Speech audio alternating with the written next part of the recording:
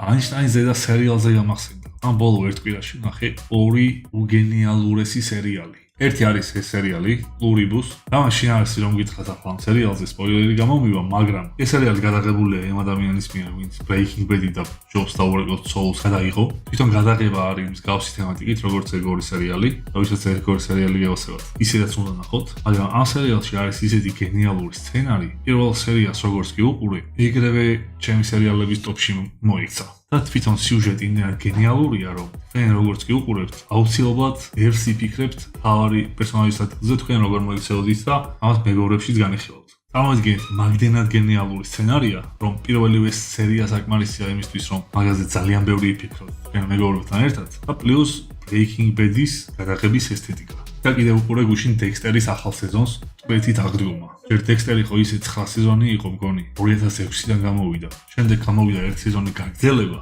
შემდეგ გამოვიდა Dexter-ი ბავშვობაში და ახლა კიდე გამოვიდა ეს სეზონი ცალკე, რომელიც გაგრძელებაა Dexter-ის ყველაფრის. ზოგადად როცა რაღაცაზე ამდენ სეზონს იღებენ, ძირითადად ხო ფუჭდება და შემდეგები მხოლოდ იმისთვის არის, რომ ბევრი ფული აწერინონ და არც ისე კარგია ხოლმე. და ეს არის საერთოდ სხვა შემთხვევა. Dexter ისედაც ძალიან მაგარი იყო სულ და უამრავი ადამიანის საყვარელი სერიალია და მათ შორის ჩემი.